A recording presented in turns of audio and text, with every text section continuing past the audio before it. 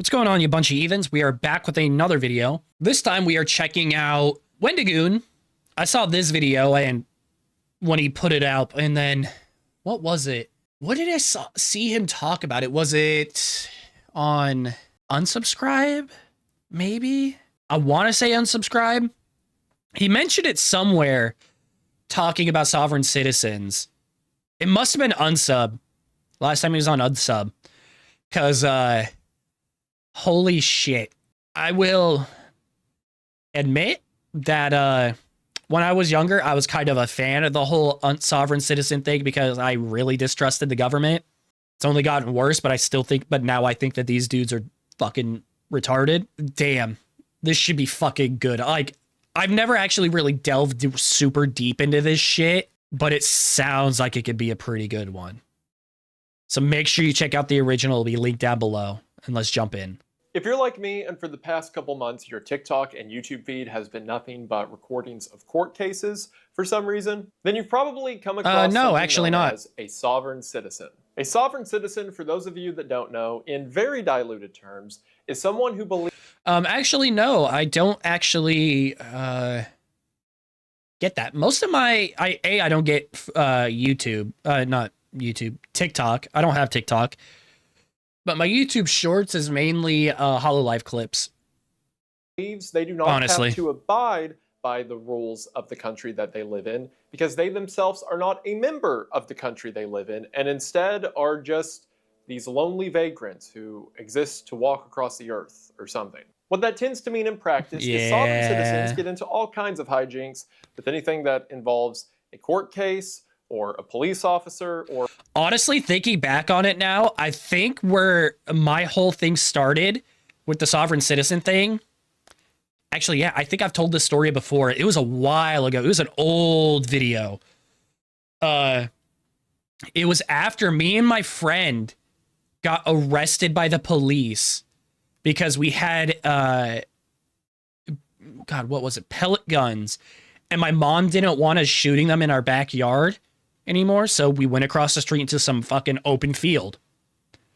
Well, because we were just shooting them and whatnot, so my mom's like, okay, go out there. No, Sawi, you're not near anything, you don't want to break anything. Well, some fucking old lady decided to call the cops on us because they thought we were going to go and shoot up a retirement home that was vaguely the same direction. My friend and I didn't know this, so we're out there for a hot minute. We see cops rolling past on the road nearby, and we're like, okay. Getting kind of worried, because as far as we knew, we weren't really supposed to be in this field. And, like, there was a little outcrop of trees and whatnot, so we're more or less hiding from the cops, because we're not sure if we're going to get in trouble for being out there. Little did we know that they were actually looking for us. So that was going on. We were out there for 6+ hours hiding from the cops in this fucking field. We went over to the trees eventually. There was little stagnant water there, so there were mosquitoes everywhere. It like got dark. We were still hiding.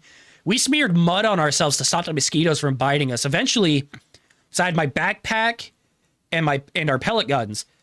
So we dumped that shit in the fucking bushes, ran across the road, hid in an alleyway in a dumpster until a cop passed by. Because it was literally maybe like from my backyard to the road that we had to cross. It was maybe 100 feet. We made it back to my house, got inside. I washed all the mud off me and everything. Called my parents, because my parents were out looking for us, because my parents were like, dude, what the hell are y'all doing? That's my kid and his fucking friend. Call her, let her know I'm at home now. So they come up, cop fucking shows up with a shotgun pulled, puts us in cuffs, doesn't say we're detained, doesn't give us a fucking, like, read us any rights or anything like that. Searches us. I already dropped all my shit off inside. My friend didn't, so he got some of his stuff taken. Cop didn't even search him correctly because he still had a fucking neck knife on. So we're put in the back of a cop car, taken down to a police station, taken out of the car, And I want to say like the chief of police or something like that started speaking to us. And and afterwards, now that I think about it, it's like, damn, you really spoke to 2 minors without their parents, their guardians there. That's really fucking smart. So we were there for like 35 minutes, 45 minutes before our parents came in. I know my friend's dad was pissed because he was a fucking volunteer firefighter and he knew these people. He was pissed. The next day we had to go show him where we hid it. They took our shit, my backpack, my pellet gun, his pellet gun. It took a solid like month and a half before they fucking finally released our shit. Obviously nothing came of it because we didn't do anything wrong. But by the time I got my shit back, they had broken all my shit. My pellet gun didn't work afterwards.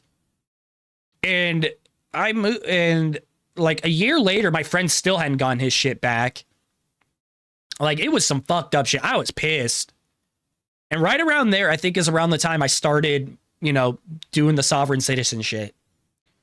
Because it was like, man, the fucking cops fucked with me. That pissed me off. So yeah, that's probably where it all started. Authority in general. A little bit of lore on me, by the way, in case y'all haven't heard that story before. So if you're also like me, you've probably been watching these guys and wondering, where do they get all this? Like, if you listen to the phrases that a lot of them repeat, sure, it may sound crazy, but there is a methodology to it. A lot of them will use. I don't even remember where the fuck we were at in this story. Seem to follow a in the similar video curriculum to get out of trouble. So I made the foolish mistake of finding out what these sovereign citizens are all about. And I came across not only a group of people who don't like court cases, that's what it was, but a group of people who have their own conspiracy theories, understanding of history, and in some cases, religion. And it was all way too weird to not talk about. I didn't know about the religion part on this. So that's what I'm going to do today. I'm going to talk about the history of sovereign citizens, primarily in the United States, but some of their effects in other countries as well. We're going to talk about their weird and wacky version of American history, some of their more outlandish conspiracy theories, why they think that can get them out of legal settings, and sadly, some real-world tragedies that have resulted because of their beliefs. A couple things I want to mention really quick before we get started. Wait, I actually also didn't know that sovereign citizen was a fucking thing really in other countries. That's actually pretty interesting. I've never actually seen anything in other countries. I've only seen it in the US. For one, the merchandise sale that I talked about in the last video, the profits of which are going to the Appalachian Rebuild Project, those items are still for sale at the link in the description. Oh, that's a cool bag. I like the bag. Hold up.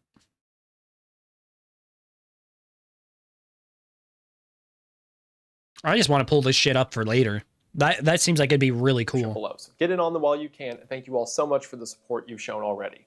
I Shirt whispers at night. I like that. They'll probably make me cry, but I'm sure it's a lot. And thank you all very much for that. Speaking of charity, in a couple of days on Friday, December 6th, I will be live on Jimmy Here's Twitch stream as the two of us are going to have an all-day video game competition in order to raise money for Gamers Outreach, a charity that provides game stations and other things for kids to play with. Yeah, I saw a little bit of this on like I want to say like a highlights video that I want to say it was on Jimmy's channel. I know of him. I've never actually watched him, but I know he's fairly big. And I think it's really cool that him and Wendy got together. It'll be a great time where I definitely won't kill Jimmy here live on his own Twitch channel. But jokes aside, it is just something to try to make the holidays a little bit more special for some people who could really need it. So the link to both Jimmy's Twitch as well as the Tiltify link where you can donate early. We have like donation milestones where we'll do weird stuff if enough money's donated.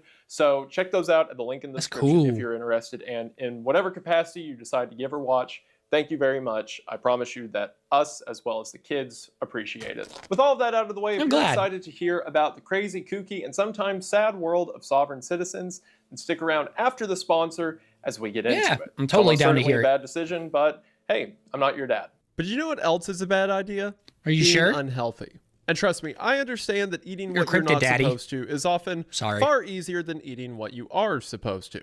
So to ensure that I'm getting the nutrients that I need, I trust the brand that keeps sending me merchandise that I refuse to stop wearing. And that, of course, is AG1. No, I've seen a couple people who've reacted to Wendy, like, be kind of critical of AG1. And yeah, I think it's good to have a good what's the word? Skepticism when it comes to this kind of stuff, especially as a what's it called?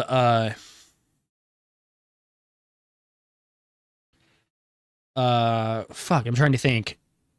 Sponsor.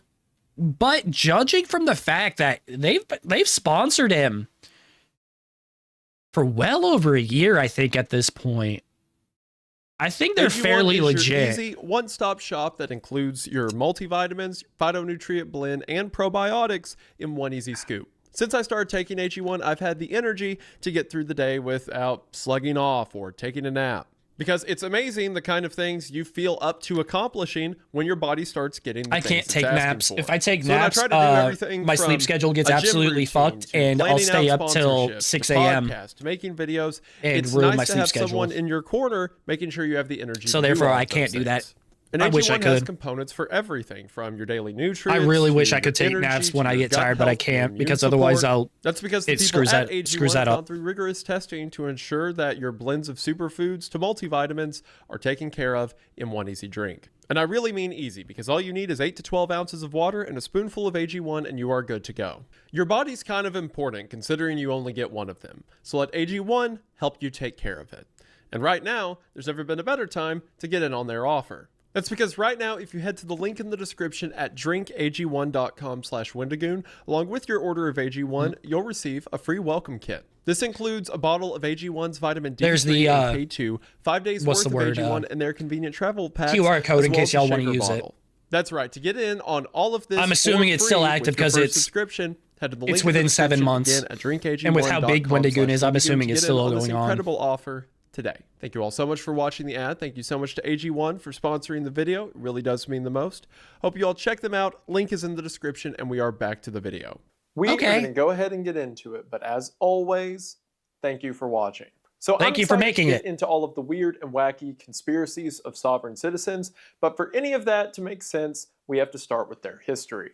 Okay. A history that dates back I actually don't know the history of the it. 1970s. Now, it's not like pre-1970 government protest was unheard of. I mean, we had a whole civil war over it. But the group I want to talk about today seems to originate from the Posse Comitatus. Latin for force of the county, the posse came off of an old kind of frontiersman idea that sheriffs had the right to create posses in order to enact frontier justice when the need would arise. Well, around 1971, I think that's a decent enough thing. The United States began to use that name in order to do things that weren't exactly frontier justice. Most of the founders of the posse seem to originate from something known as the Christian Identity Movement. The Christian Identity Movement is a far-right group that began to pop up after World War II in the United States. Yeah, not a big surprise. Believes the Jews, as we know great. So, not a big surprise then. Them today are not the actual chosen people or Israelites of God from the Old Testament, and instead, the true chosen people of God are white Europeans. Or in other words, history has been rewritten and hidden from us in order to hide the divinity of the holy white man. As you can imagine, this encourages not only a distrust of other ethnic groups, but a distrust of governments that are keeping all of this secret in the first place. One of these Christian Identity members was a man named William Potter Gale. During World War II, Gale served as one of General MacArthur's personal staff, and after the war, became an Episcopalian minister. There are several Christian Identity members who are credited with starting the Posse Comitatus, whatever. William Swift is also credited with starting the movement. Okay. But Gale is often the one who is declared the founder of it. The main concept behind the posse is that there is no legitimate government beyond the county level. Again, going back to the Latin translation being force of the county. So because of that, the posse began to encourage its members to reject all forms of higher level government. So any government forms, things from driver's license to birth certificates to money and especially taxes, should be rejected. While this might have kicked a few heads in law enforcement at the time, the posse wasn't big enough to cause a nationwide panic, at least not yet. Gale was eventually arrested in 1987 over a whole host of tax-related crimes. That's where it always comes down. It's always the taxes. The IRS will always get your ass. A common theme through this video. And then Gale would die a year later while in prison in 1988. Also, apparently he was Jewish, which died a year later. Oh, buried. I thought that said burned. 1988. I thought that said burned. He was Jewish, which, given the whole Christian identity thing, is kind of funny. The Wait, posse really? would get a lot of attention really quickly in 1983, thanks to one of their members named Gordon Call. Call seemed to be a posse member at heart before it was cool, because in 1967, he wrote a letter to the IRS where he called them, quote, the Synagogue of Satan. And then in the Synagogue of Satan, damn. He's one of those people. I was into such and such before it was cool. After the posse got started up, he started the first chapter of the posse in the state of Texas. And only a year later, in 1976, made a television appearance to talk about the posse, while conveniently leaving out all the racism stuff. And throughout all of his public speakings, he would always proudly announce that he does not pay any taxes, which led to 1 year later, in June of 1977, him being sentenced to 2 years for failure to file taxes. After getting out of jail, Call would leave the posse and join what was known as the township movement. And that's where I kind of start getting in the direction that will flow into where sovereign citizens wrap into all of this. Because if you're familiar with like modern sovereign citizens, you may be confused by how different it sounds to what I'm describing now. But don't worry, I'm painting a picture. We'll eventually get from here to a group of people in Massachusetts. Honestly, I kind of forgot that this was about sovereign citizens, to be honest. I thought, though, I don't know what it is about him. It just lulls me into it to where I'll just sit here and just be like, yeah, that's cool.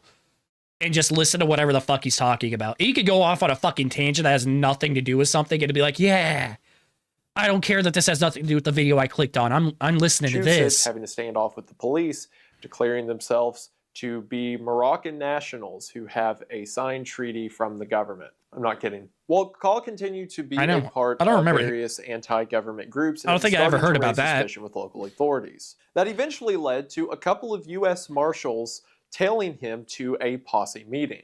Call may have no longer been a member of the posses or running a chapter, but he was still friends with them. The Marshals attempt to follow Call and make an arrest, but in the process, Call, along with the people he was traveling with, step out of the vehicles and shoot the officers to death. This sparked a massive manhunt to find Gordon Call as well as his accomplices, and became a huge story across national news stations. And naturally, people wanted to know what led to all of this happening in the first place. Well, yeah, you fucking shot a bunch of U.S. Marshals. And that is where the posse comitatus first made its way into mainstream news no way that, like... So eventually the police found Gordon and killed him. Not a big surprise. I would just leave it at that, but you have to hear how insane this was. So first of all, they find Call's address, and instead of, I don't know, seeing if he's even there, I'm just going to read off the Wikipedia, just for the sake of ease. Okay, let's hear it. Unaware that the farmhouse had been abandoned, the SWAT team fired hundreds of shots into the home, killing Call's dog, and saturated the house with tear gas. That's what they did to a house he wasn't even in. You want to know what they did to a building? I kind of do, but that's fucking crazy. It's just, oh, yet again, the government killing fucking people's dogs. Insert meme here. But that's fucking insane. Hundreds of rounds. Didn't even check to see if he was there. Just hundreds of rounds downrange. And then, okay, cool. Light it up with tear gas now. He was in? So eventually the police track him down to a home he owns in Arkansas, and Sheriff Matthews as well as some deputies enter the house. Matthews entered the kitchen and Call emerged from behind a refrigerator. The two men fired almost simultaneously. Call fired at least one round, which severely wounded Matthews in the heart, and Matthews fired a single .41 Magnum round from his 4-inch Smith & Wesson 57 revolver, which hit Call in the head and instantly killed him. Okay, so Call is dead here, right? Holland Fitzpatrick. Let me guess. Dead shots. Dead shots. I'm willing to bet that's what this is. They put more rounds into him to make sure he's fucking dead. Hearing the gunfire, fired several shotgun blasts inside the house accidentally striking Matthews in the torso with buckshot. They're so excited to kill him, they shoot the sheriff on accident. God! Matthews managed to get to a police cruiser before he collapsed, and he gasped his last words, "I got him." Matthews would end up dying from this. But that's not all. Friendly fucking After fire, Matthews Jesus! stumbled out of the house, a SWAT team, unaware that Call was dead, began firing thousands. Not hundreds. They really fucking hated this dude, thousands of rounds at the house, eventually setting it ablaze by pouring diesel fuel down the house's chimney. What the fuck? They fired that. The house had to look like Swiss cheese at that point. It was just what like the fuck? The concept of a house. And then a SWAT team guy has a gallon of gasoline and no, not gasoline, diesel. He has a gallon of diesel, pours it down the fireplace, burns down the whole house, and then it says Cal's burned remains were found the following day. You know, in hindsight, job well done, maybe people. The ATF agents at Waco showed some restraint.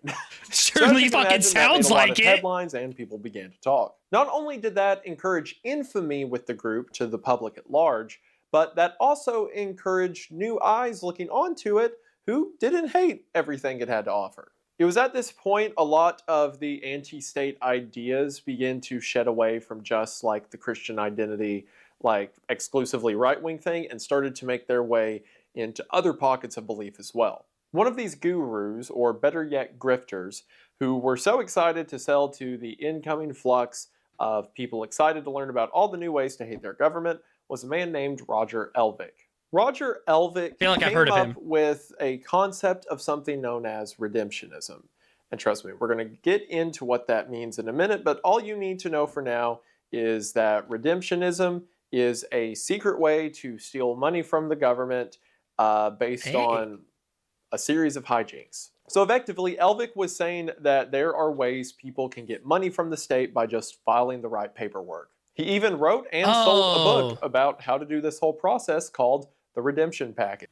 Is this one of those, this is like the fucking, this sounds like one of those stupid fucking ads that you see where it's like, oh, citizens of such and such state, did you know that if you file these simple forms, you get, like, what is it? Like, what's the one that I constantly see? It's something like, oh, if you're over 72, you can get $150 worth of, your insurance will give you $200 for groceries or whatever.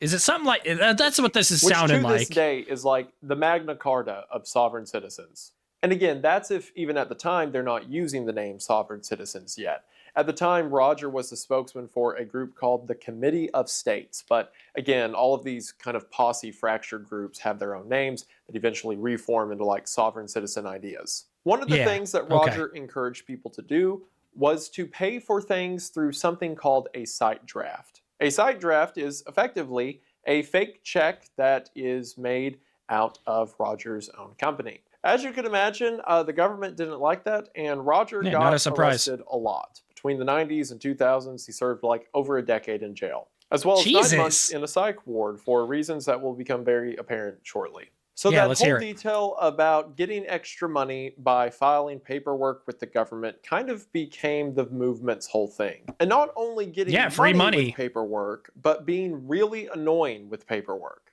That's because groups like the Posse or the Committee of States or whatever began to engage in something known as paper terrorism. Paper terrorism is when you terrorize people. I've heard the term. With paper. Only brave statements on the Wendigoon channel. Paper terrorism is the act of targeting a person, an agency, or a business by overloading them in paperwork or filing paperwork in order to place them in trouble. Against individuals, this can be everything from taking out liens on their property or filing false tax claims against them.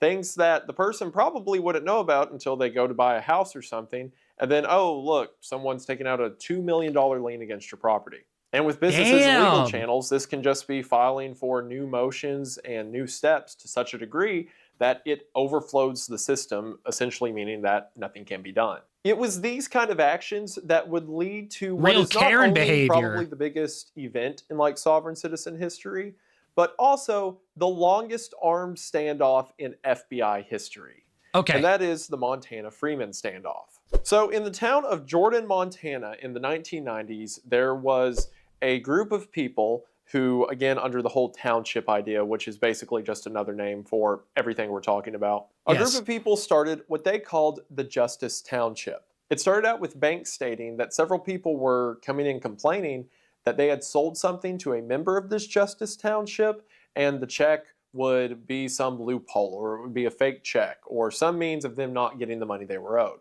But whenever someone tried to take action against these people, they had effectively created a mob rule on the edges of the town.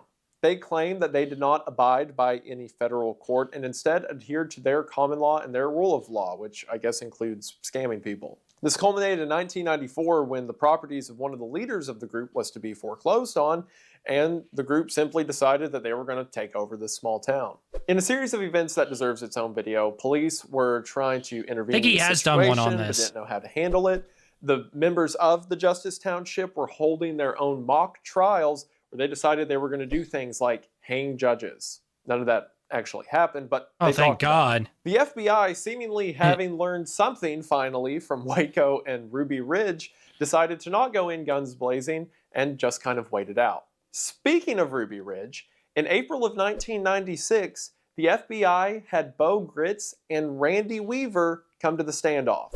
If you'll remember, Randy Weaver was the husband who everything happened to at Ruby Ridge, and Bo Gritz was the guy who came and managed to talk him off of the mountain. So, hoping that Bo Gritz can do his magic again, and seemingly Bo and Randy are just friends now, so Bo invited Randy, and the FBI wouldn't let Randy go into the town, probably because they imagined Randy wouldn't help the situation if he said whatever he wanted to off the record to the people in the town. But they allowed Bo to go in and try to talk. No, I think Randy could have done it. Bo Gritz has this series of 5 meetings with him. This is in April, and the standoff started in March, so it's been about a month now. After Bo Gritz has a series of meetings, he comes back out to the FBI and says that the people inside aren't going to come out until they are given a 23-person tribunal. All members of the tribunal must be debt-free and cannot be government workers or lawyers, and that Yahweh told them to stay and that they were not going to come out until Yahweh says otherwise. Who the fuck is Yahweh? I mean, the other shit, okay, whatever, whatever, fine, we can do that. Who the fuck is Yahweh, though? Is this where it leads into the whole, religious thing that he was talking about earlier? Also, sorry if you saw me moving around a bunch and my mic, I sounded farther away from my mic. I had something in my foot I was trying to get out of it. Also a bunch of, quote, legal mumbo jumbo. Eventually, after 81 days, on June the 14th of legal mumbo jumbo, I like that. The siege ended. And thankfully, no one was killed, but this was a huge story in the news at the time. Yeah, it would be.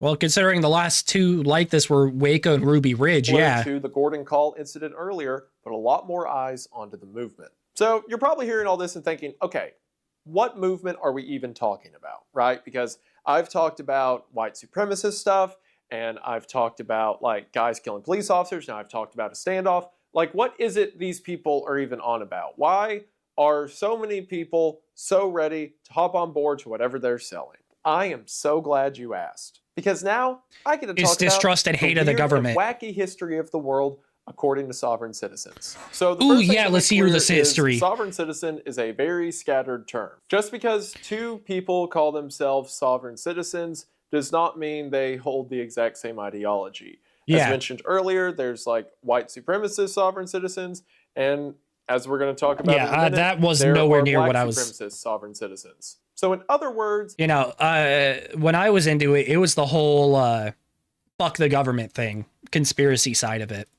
Every one of them does not believe everything I'm about to say. This is just the narrative that tends to pop up in a lot of their written documents, or the kind of rhetoric you'll hear them espouse online. Because as we're going to talk about in this official account, it is hardly official at the best of times. So again, speaking in generality, the first thing you need to know about the sovereign citizen idea is that, for one, the United States government does not exist. More specifically, it used to exist but then it quit existing at some point.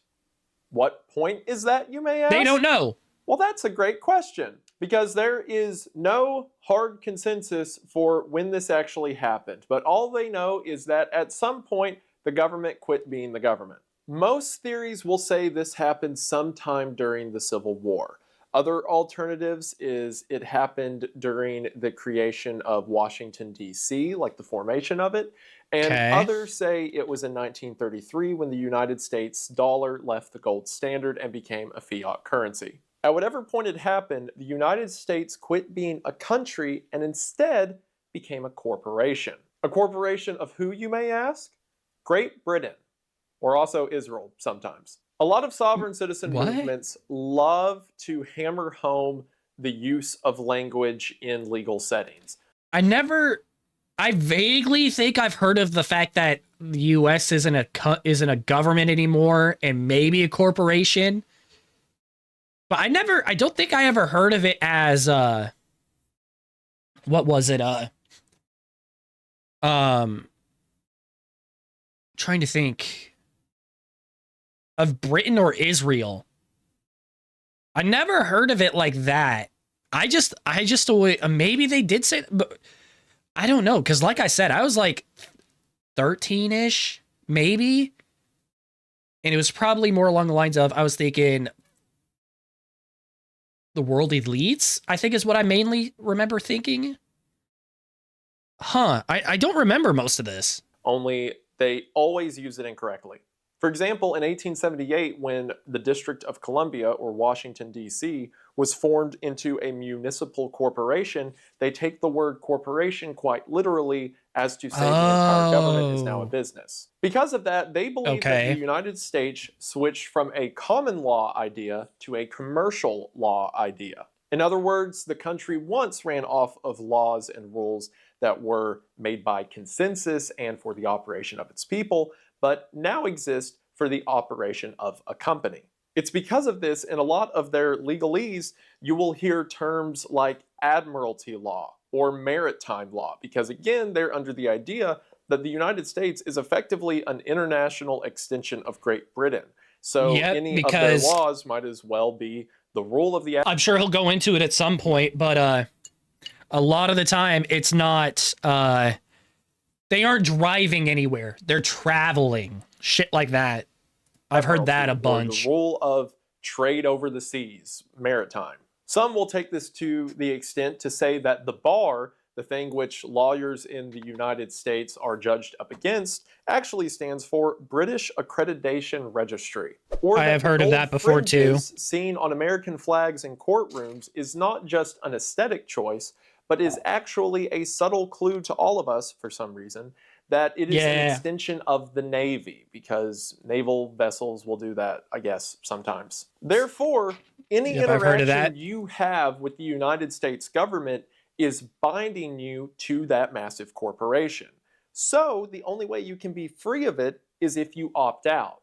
See, a lot of sovereign citizens will say that the United States is this super evil, massive corporate empire, which I can get behind in isolation. Yeah, but exactly. That also, for some reason, I can get behind it in isolation. You can do business loopholes to get out of it. Like, they'll just let you out if you know the correct words to say in court and the correct paperwork to file. I already talked about some of them, like resisting birth certificates or driver's license or social security numbers. But another big one is the separation of you yourself, the person, from you yourself, the business entity. This is something known as the straw man theory, which was put forward by Roger Elvick, the guy that wrote the redemption package. The idea I think I remember this. This whole concept is super confusing to me. Either the gold backing for the American dollar or during the Civil War or whatever. Whenever they decide. In order to make the dollar have value, they began leveraging American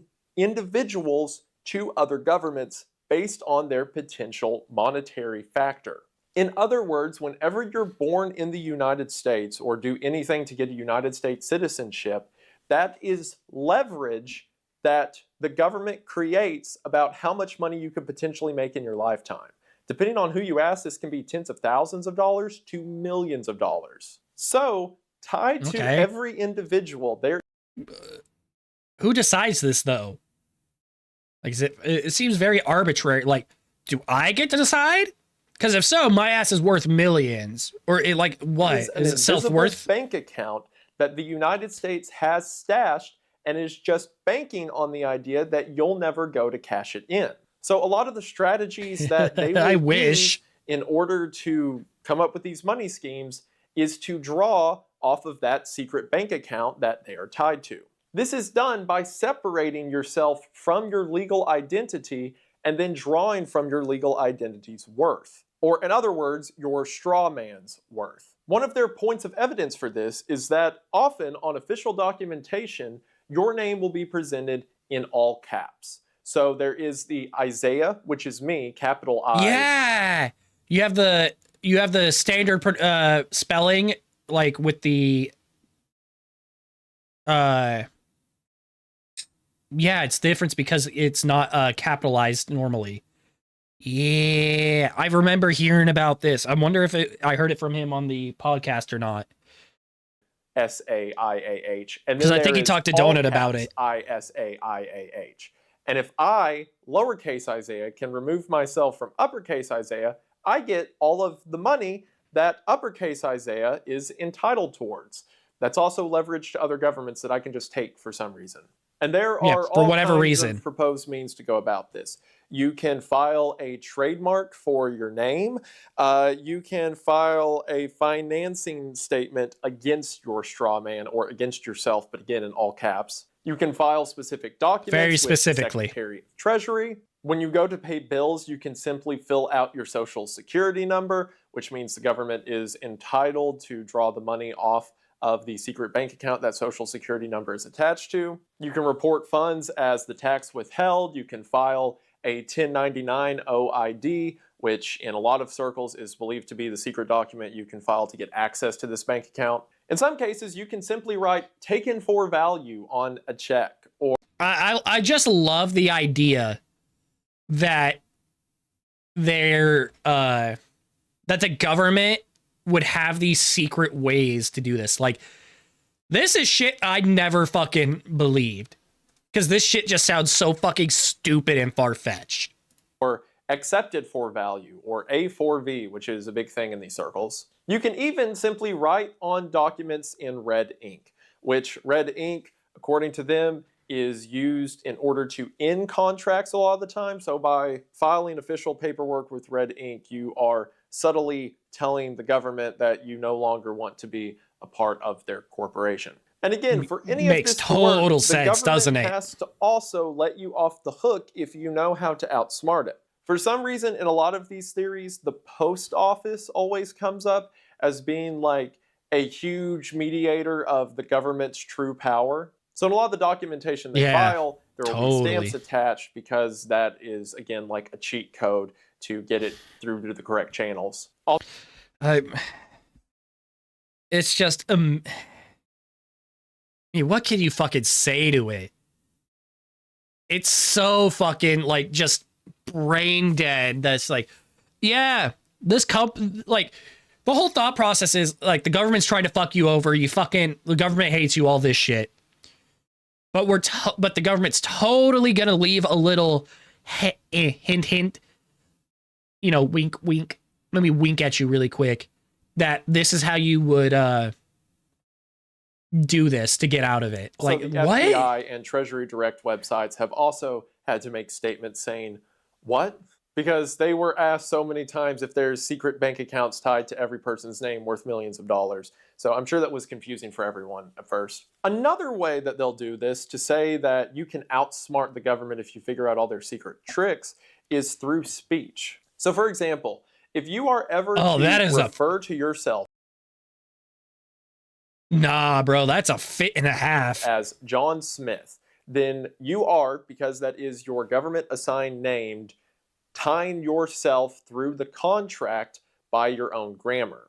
So a lot of the time, they will not refer to themselves by their name. Instead, it will be John : Smith, or John the son of Smith, or in parentheses or quotation marks around it, or some way of not just saying that that's their name. Another thing you'll see, especially in court or traffic stops, is phrases like, oh, I am not John Smith, I am the person existing and traveling the earth who is hitherto referred as John Smith. And several will say that in any legal interaction with a government employee, your phrasing has to be perfect or else you subtly give in to this social contract. So for example, if a cop asks you, do you understand me? You should never say, I understand. Because by saying that, you are saying that you are under the standing of the police officer, and instead need to say something like, no fucking I sense. comprehend. Because they are so opposed to driver's license, none of them have them. But their reasoning around it is that driving or being a driver only applies to someone who is transporting paid passengers or moving commercial goods, like driver the occupation. And instead, they are not driving, they are simply traveling or commuting. It even comes down to the phrasing of the term citizens. Boat pirate, as Donut likes to say. Like, I'm sorry I'm not talking nearly as much. I had my lore drop, and then then the thing with my foot, and then this whole thing is just so insane to me. Like, it's just so, what the fuck? And it's so weird because to my 14 or 13-year-old brain, this all made complete and utter sense. Like, again, one of the big like, theories what the within fuck? a lot of these ideas is that during the Civil War was when all this took place, right? So when the 14th Amendment passed, the amendment that made slaves and other people in the United States citizens of the United States, well, those are 14th Amendment citizens, citizens with a capital C, which indicates that they are a member of the American corporation. But if you are a citizen, lowercase c, that refers to you, the individual who is a free living person. But with a capital C, that refers to you as a 14th Amendment property of the state. Figures in the movement like David Miller have claimed to invent something known as quantum grammar to use. That's how you know that shit bullshit. Put quantum in the fucking front of anything, and it sounds super scientific, and you sound smart as shit. Like, I gotta know. I honestly have to know. How much do these fucking people who started a bunch of this shit like this and come up with these ideas, do they actually believe? Like what?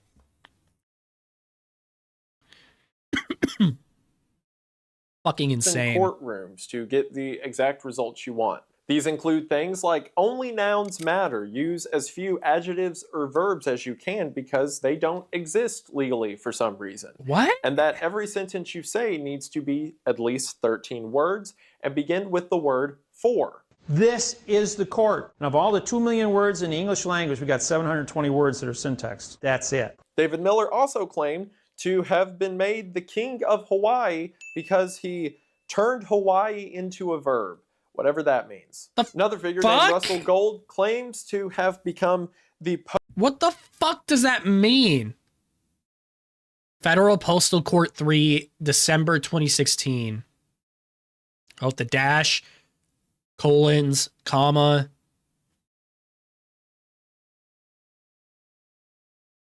Oh, IRS. There it is. Syntax grammar. Word syntax key code.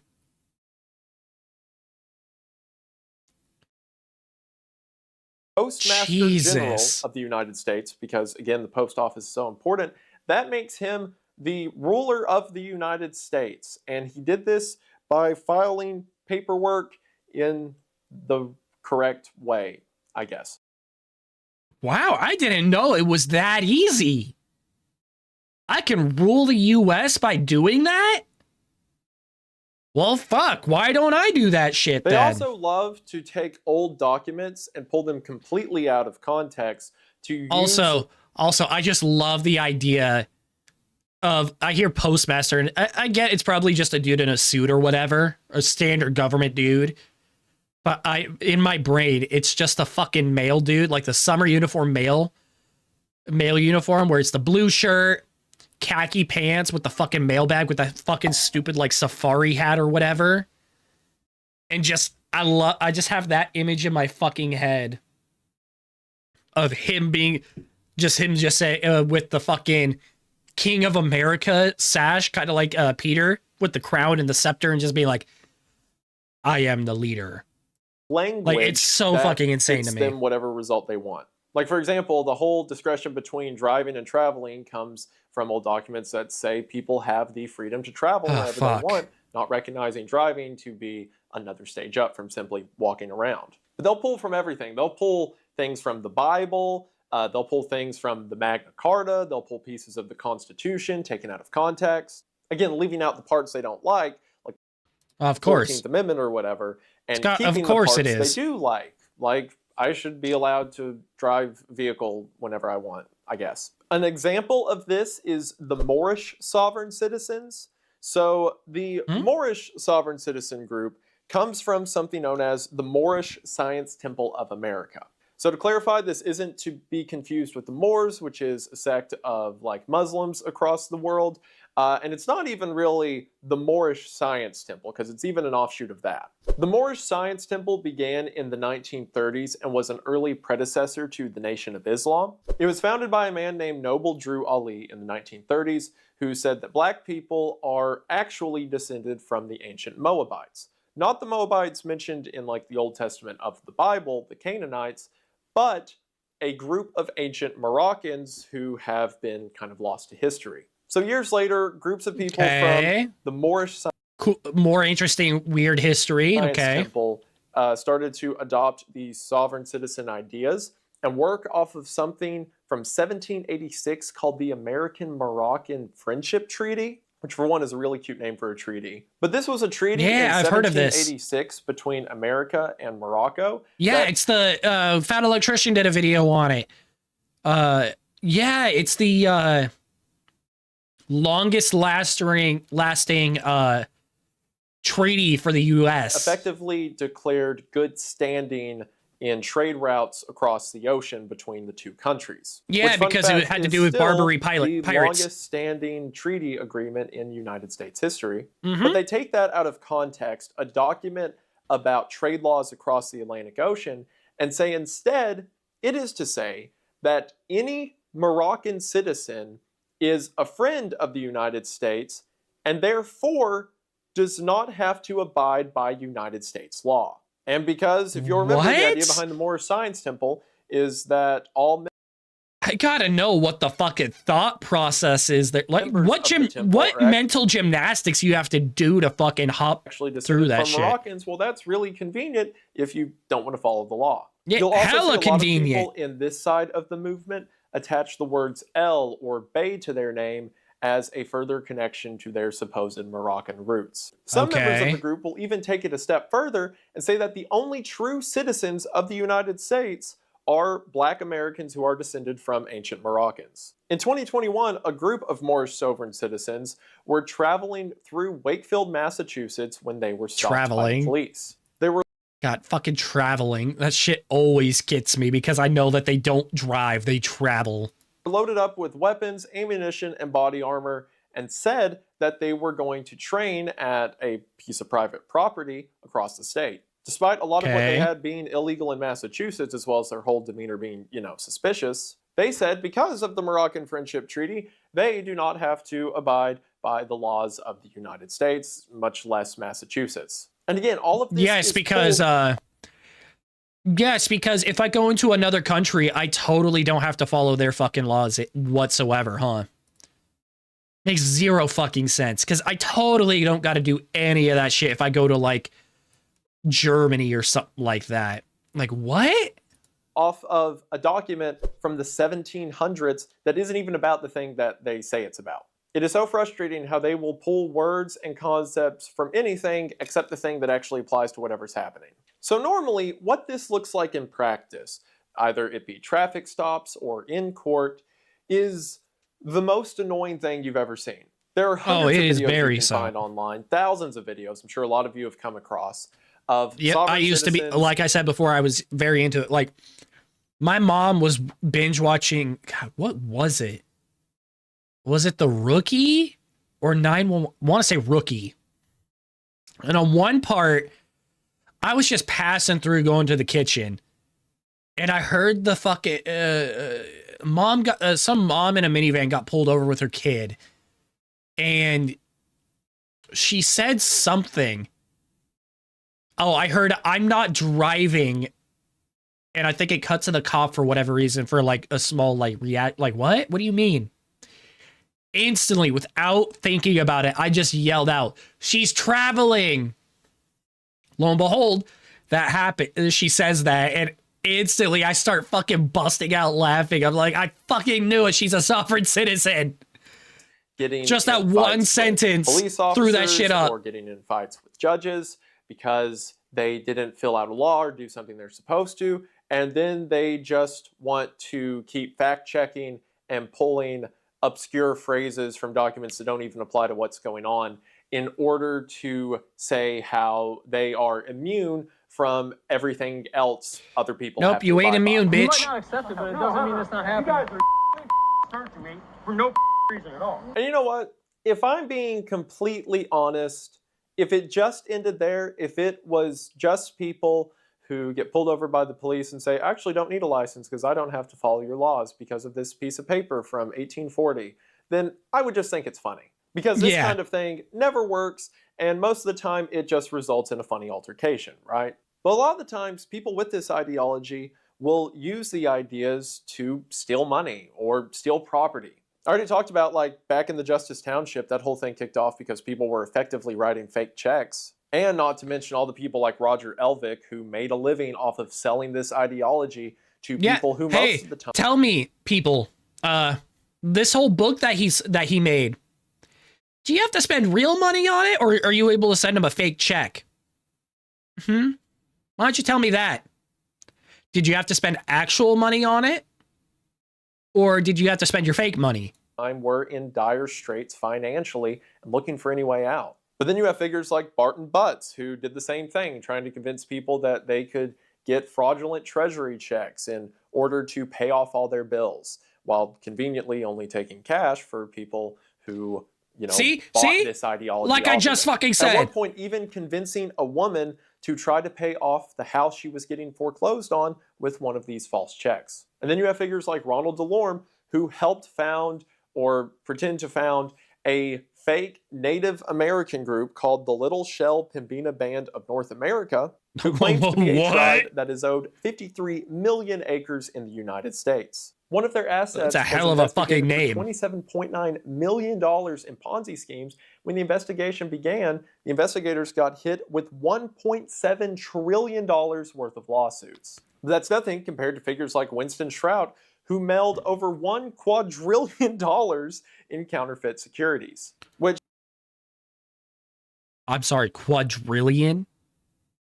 Is that motherfucker free? There's no way that motherfucker is free. Say what you want about a lot of these guys, but if you tried to get $1 quadrillion from the government, you probably believe in what you're talking about at least a little bit. If the jail time's anything to go off of. On the more only 10 years? There are figures like Anna Von Ritz, who claimed to be a common law judge in Alaska, which is a fancy way of saying they decided that they not are a real now judge of their own private little court, which is the real court, because again, all of the American courts are illegitimate. And in 2015, Anna sent a letter to the judge ordering the arrest of the Secretary of Treasury, all of Congress, and President Obama. What's really funny about that is for a while, people just thought it was a judge had ordered for the arrest of Obama, which turned a lot of heads until, common law. One of the funniest is a woman named Heather Ann Tutu-Giroff, who was a former state prosecutor, like not common law, an actual government state prosecutor, who then fell into the sovereign citizen movement and created a group called... How do you go from being an actual state prosecutor to that? How does that happen? Like, what the fuck? Oh, I lost my model. Hold on. Like, that makes zero fucking sense.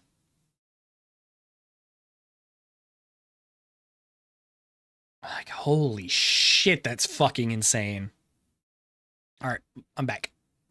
Called the One People's Public Trust, which in 2012 claimed to have foreclosed the government. And she did this by, of course, filling out the correct universal commercial code paperwork. So really kind of them, if they are this super evil, mega corporation, to leave little ends for us. I know, right? She claimed that isn't that so helpful? Through, once they had actual worth value currency like gold. That's another thing, by the way. If not with their own private checks and stuff like that, a lot of these people will only accept value if it's in gold or silver. She claimed that after the government was foreclosed, all of her followers would be given $10 billion in gold.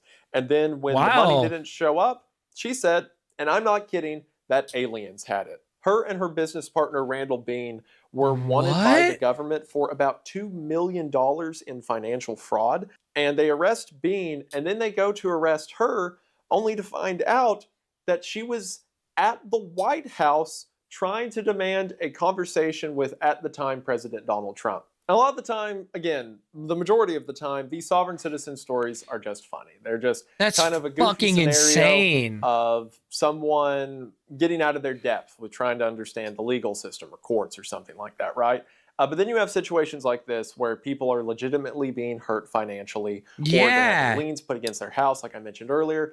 You have forms of paper terrorism that do damage people's lives. But in other scenarios, sadly, you have people who are members of these groups doing things much worse. In 1995, the Oklahoma City bombing, the largest terrorist attack in the United States until 9/11, was committed by Timothy McVeigh and Terry Nichols. I was gonna say, I don't think McVeigh was. Nichols was? Nichols was a self-proclaimed sovereign citizen. This was also a year before the Montana standoff that I mentioned earlier. So you had this whole realm of hate against the government that was happening at once, and people who were doing very evil things in the name of that. That isn't to say that these ideologies create monsters, but monsters, of rhetoric, the idea that monsters will co-opt the fucking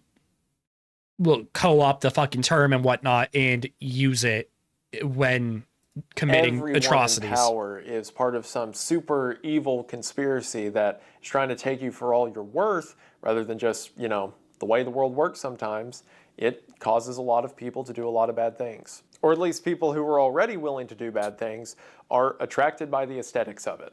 Or in cases like Jared Fogle, yes, the Subway guy who was convicted for all of those things he was convicted for, tried to use sovereign citizen arguments while in prison to get off of his prison time. Of course, it didn't work, but the arguments aren't so funny when they're being used for explicitly evil excuses. In 2003, in Abbeville, South Carolina, 2 police officers were killed by a family of 3 who were self-proclaimed individuals, sovereign citizens, whatever, who decided to kill some police officers who were near their property. In the 2010 West Memphis shooting, was caught on a police dash cam, 2 police officers pulled over a father and son who had weed as well as weapons in their vehicle, and when they stepped out of the car, they killed the 2 police officers who pulled them over. It later being found out that the 2 of them were identified sovereign citizens. A sovereign citizen in 2016 committed the Baton Rouge police shootings, in which 4 police officers were killed. At least 4 were killed on scene. 1 died 6 years later in 2022 from injuries he sustained during the shooting. And perhaps one of the most recent tragedies to come from this, in 2021, the Waukesha Christmas parade attacks. I'm sure a lot of you guys remember the videos of the SUV driving through a crowded parade and hitting as many people as it could. Yeah, Darrell Brooks was I did a hear sovereign citizen. So much so that, like many sovereign citizens, he elected to represent himself in court, and then while in court tried to make a bunch of sovereign citizen arguments. A lot of it resulted in him getting thrown out of the courtroom. Thankfully, I guess, it also resulted in him doing a bad job. But it went from being something comedic to something frustrating, seeing someone who was so evil talk about all of these different reasons and loopholes that he should be let off for the crime, knowing while he was sitting in that courtroom in the first place. It changes perspective. It really fucking does. I think there are 3 kinds of people in the whole sovereign citizen zeitgeist, right? There's people who have a chip on their shoulder, like Darrell Brooks, people who want to hurt people and see it as an avenue to do it. And then you've got snake oil salesmen, and people who could really use some snake oil. You have people who know what they're doing, who are selling an ideology to people who are willing to buy, and then you have the people who are willing to buy because they're desperate. The majority of people who try to do these things are people who have a court case coming up that they don't know how they're going to afford a lawyer, so maybe this is a way to get out of it. Or people who are down on their luck in poverty and don't know how they're going to be able to afford their house, and then someone tells them that there's secret money that they can get from the government. And literally, they have no it's choice but a bunch of people who just are at the absolute ends of their fucking ropes. It's really... Some of the people are really, really sad to think about, and then other times it just makes you fucking angry because you got these evil people just using it as a fucking excuse. Like, fuck. I hope it's real. And the vast majority of them, like I said, they mostly make for funny courtroom videos, right? That's how I found out about them in the first place. But on pretty much every other side of it, it's either something evil or something tragic. If there is a fourth kind of sovereign citizen, if there's the 1 in a million out there who thinks this is real, who does not have any, preconceived mental illness that makes them think this way, if they earnestly think that the government is a super evil corporation that they can just file the right paperwork to get out of, it's so frustrating because in a sense, they're so close, right?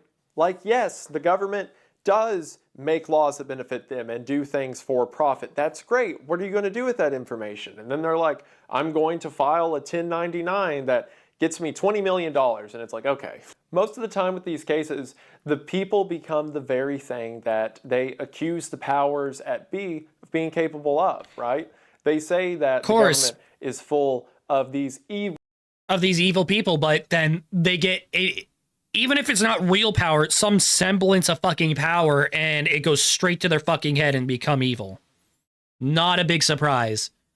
Leaders who are running their secret courts and then stealing money from us. And their response to that is to create these miniature courts where they elect to hang people on their own and then use fake checks to steal money. It's like so many of them aren't mad that the government has some superpower, it's that they just want to have that superpower. But for the 5 sovereign citizens out there who are good-willed and just want to find a way to win in the world, I promise you there are better ways to go about it besides whatever all of this was. And honestly, I don't know what all of this was. I have been on a bender reading about this whole thing. This video started as, oh, these courtroom videos are kind of funny. I wonder what that's about. And then it got to Moorish science temples and standoffs with the FBI, which it always comes back to that somehow for me. And yeah, I don't know what this was. Either that or cults. I don't know how this became what it is, but I wasn't going to do all of that. It's either that or fucking cults for you, man. And honestly, these are the best kinds of videos where it started off just, oh, that's a kind of a funny idea. Where'd all this come from? And then turns into what it does. Those are usually the best kinds of fucking videos, especially from Wendigoon. That and not tell you all about it. So you're welcome for whatever suffering I just put you through, and good, I hope it hurt. But jokes aside, I hope you enjoyed this silly little video, and above all else, thank you for watching. This was such a strange little foray into whatever it was. Not really a little video. I mean, I do like it when it happens. How long? When a video starts out as 44 minutes. Simple, like, oh, I'm just going to take a quick look at this, and then it becomes like a week's worth of just reading different court cases and stuff like that. It's a lot of fun. I enjoy it. It's one of my favorite parts about this job.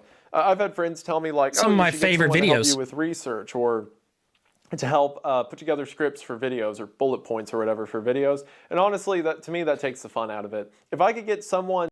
That's what he has a second channel for, which 7 months ago, I'm not sure if I don't think he'd really started on the second channel yet, but that's what the second channel's for. That would be more enjoyable. And then they wouldn't have an annoying mustache, right? So you guys would probably like it too. But I like the mustache. The video is the research part, the learning about it. That's what's a lot of fun. And hopefully you guys enjoyed learning about it in whatever way I could convey it. So yeah, I got to get editing on this. Like I said, I believe at the time this video goes up, it will be tomorrow. But Friday, I am going to be on Jimmy Here's stream. We're going to be raising money for Gamers Outreach to make Christmas a little bit more special for some kids in hospitals. So if you all want to check out that, it'll be linked. Jimmy's Twitch will be linked in the description. And if you can't check it out, still want to donate, the Tiltify link will be there as well. In whatever capacity you choose to share, donate, watch, it means the world. Appreciate it. It's going to be like an all-day stream, like 10 or 12 hours, so feel free to pop in, ask some questions, say hi, see what we're doing, watch us torture each other.